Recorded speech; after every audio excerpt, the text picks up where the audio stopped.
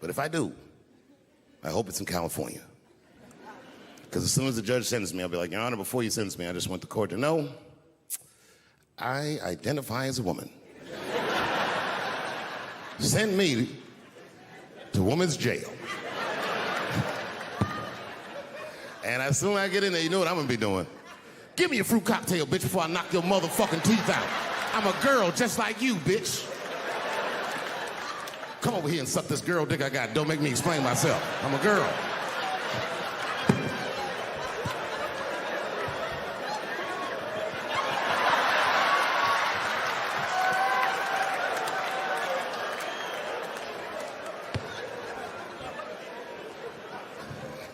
Is a lazy comedian, which is crazy because I work all the time, but that's not why they call me lazy. They call me lazy because I do shows sometimes, 20,000 people be in the crowd. And I'll tell a joke, and they'll all look at me like I'm crazy. But 3 or 4 people will laugh really hard. And I'll be on stage like, yeah, that's good enough.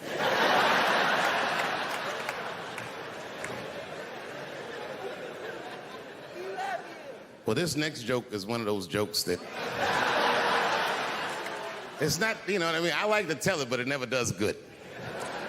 But I'm gonna do it. You know why it doesn't do good? I'm not good at impressions, but this is an impression. You ready? Okay. This is not gonna work. All right, this is my impression. It's my impression of the dead people on the Titanic. You didn't let me finish. This is my impression of the dead people on the Titanic as the submersible was approaching their ship.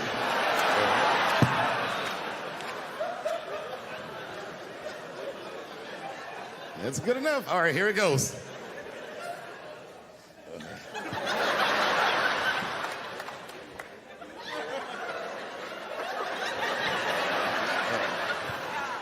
I'm gonna do it. Okay, here it goes. Join us in our watery grave.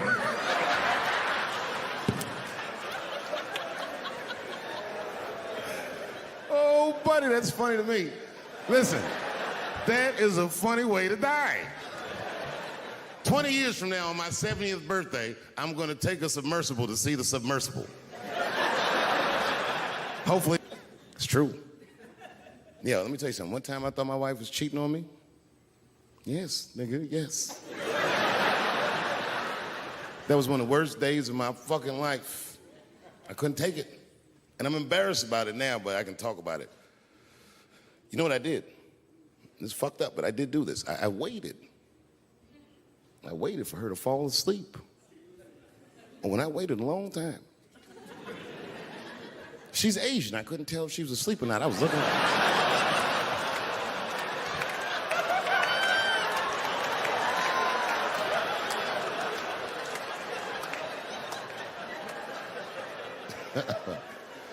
And when I was sure she was asleep, you know what I did? I stole the iPhone, took it downstairs and started trying out passwords to see if I could open it. I couldn't figure out the password. Then I remembered it's an iPhone. This shit has facial recognition. I was just like, oh.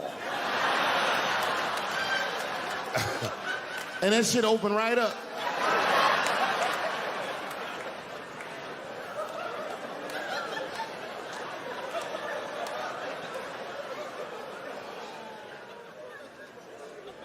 And I saw a text message in there from a fellow named Earl. I don't know anybody named Earl. I woke her up out of her sleep. I said, wake the fuck up. Who the fuck is Earl? And she said, David, what are you talking about? Oh, don't you play dumb with me, bitch. I done opened your phone. Who is Earl? And she said, oh my God, David. That's gay Earl from the hair salon. I said, word, what am I, a dummy? How am I supposed to know this nigga is gay? And she was calm. She said, read his text and look at his pictures. I started reading the text. This fella sure does spell girl with a U a lot. And I switched over and looked at his pictures, and I couldn't believe it. This fella looked gay and still pictures. His mouth was open in every shot.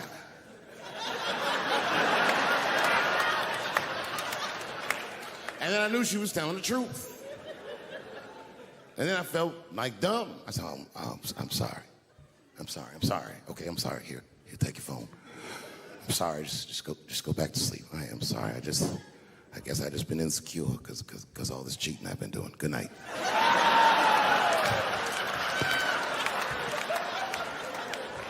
And she didn't let me leave. She said, well, since you want to wake a bitch up, and then she pulled my phone from under her pillow. I said, what the fuck? She said, who is this bitch in this picture? I said, how'd you open that phone? She said, it was easy, nigga. All I had to do was mash my nose and go like this, and it opened right up. I said, what the fuck? She said, who is this bitch? I said, give me that. Oh, girl, relax. That ain't no bitch. This is my friend, Deborah.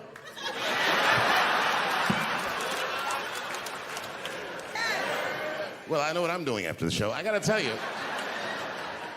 The other day, my wife called me creepy. You know, I frequent strip clubs. I don't want, it's something I like to do.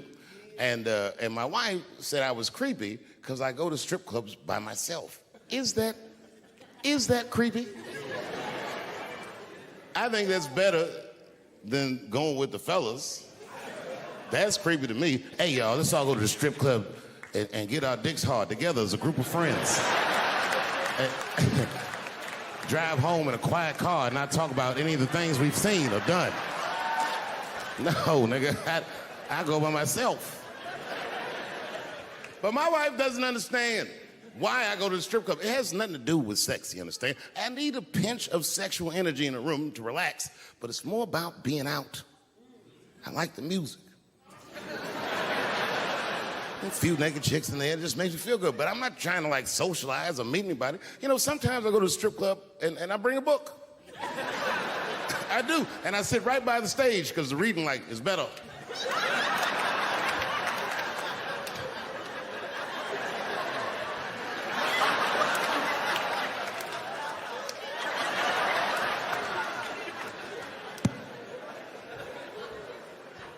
One time I went to a strip club, and this is weird. I don't know why. The stripper, for some reason, told me her real name. I know, so I left. She didn't understand. She was like, where are you going? I was like, good night, Deborah.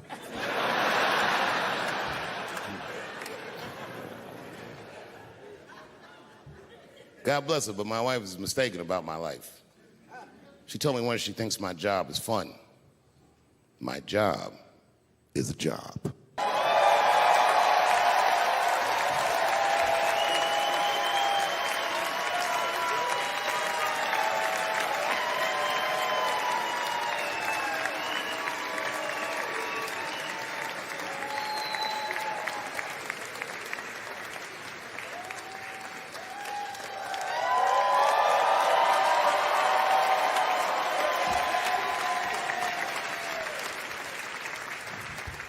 Thanks for not giving me a standing O, motherfuckers. This is the worst. It's all right. It's all right. I just wanted to smoke. You like that, don't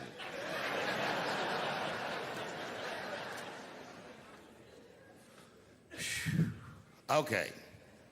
Before I did Killing Them Softly, when I was 22, HBO gave me the biggest opportunity of my life at that time. They gave me a half-hour special, but this shit was not like a special, you know what I mean? It was like, it was generic. It didn't even have a title. It was just Dave Chappelle. And I shot it in San Francisco at a place called Broadway Studios, which is on the second floor of a building. And beneath Broadway Studios is a nightclub. And the special was only supposed to be 30 minutes. And I got ready, I practiced, I did all the shit I was supposed to do. And the night that I taped, 20 minutes into my 30-minute set, I'll never forget this, music started blasting from the nightclub underneath. You could hear it real loud, and it fucked my whole show up, and I was devastated. I was a young man. I really believed in what I was doing, and I thought that my dream had been killed. So when I got off stage, I ran down the steps to the alley behind Broadway Studios, where the control trucks are parked, and I kicked that motherfucking door open, and I started yelling at all the producers. I was nobody in show business, just a guy that believed in us. I said, man, you fucked everything up. That fucking music, what the fuck were you thinking? And there was a guy who was a big-time producer, I ain't saying no names, and he stood up, and he said, hey, kid, sit the fuck down. He said, we didn't ruin anything. He said, we made a deal with that nightclub to not play music, and they didn't honor the deal. And I said, who didn't honor the deal? And he pointed to a guy. I'll never forget it. It was an old white man sitting in the Ford Taurus by himself.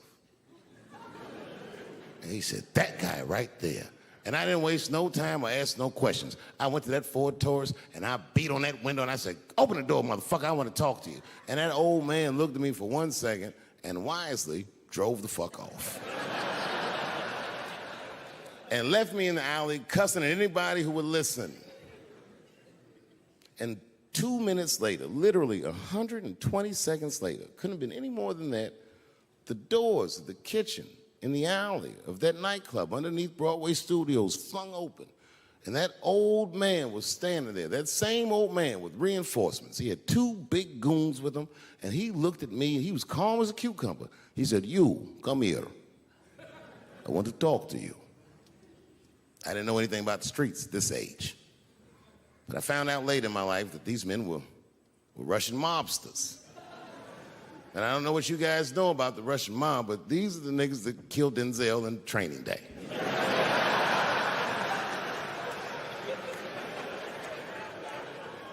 And all the producers knew what I was up against. They said, Dave, do not go in there. And I said, fuck y'all. And I walked right into that kitchen, and they closed the doors behind me, and it got dark as fuck in there. And I knew, I'm not dumb, I knew I was in a bad situation. But you have to understand, I believed in what I was doing, and I didn't give a fuck. Just kept cussing at these motherfuckers, telling them how they ruined my life. And that old man couldn't believe that I was talking all this shit. And as soon as I took a breath, he stopped me gently. He said, hey, kid, listen. Your friends lied to you. He said, we made a deal, but your friends never paid me. And when he said that, I realized I was locked in the kitchen.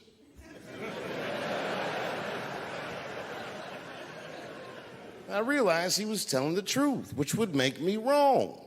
And the moment, at Walmart, he's the youngest one in the district. He says, oh my God, if I can keep this up for 4 more years, I could be a manager. And if I can keep this up for 6 more years after that, I could even be a regional manager and have as many as 3 Walmarts under my control. And he's a big picture guy. He sees where this path is going, so he kills himself.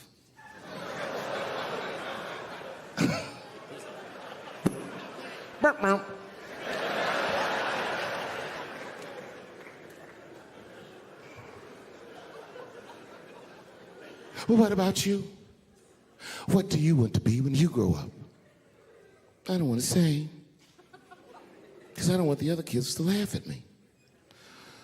Who cares if they laugh? Your dream is yours. Own your dream so they can come true. Say it loud and proud. What do you want to be when you grow up? Little Nas X. That nigga stood up in front of the whole class.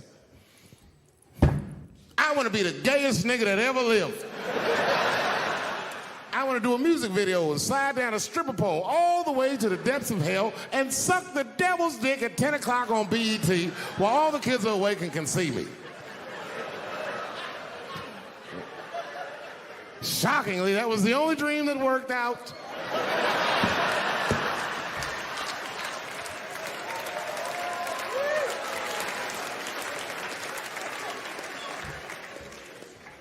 That's why I'm here tonight in the city where I built the dreams that I live, because I wanted to tell you all that they came true.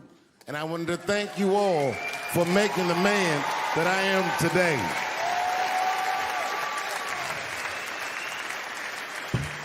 Yes, I am living a very powerful dream. Every time I come to this city and I stand in front of you, I realized that, my God,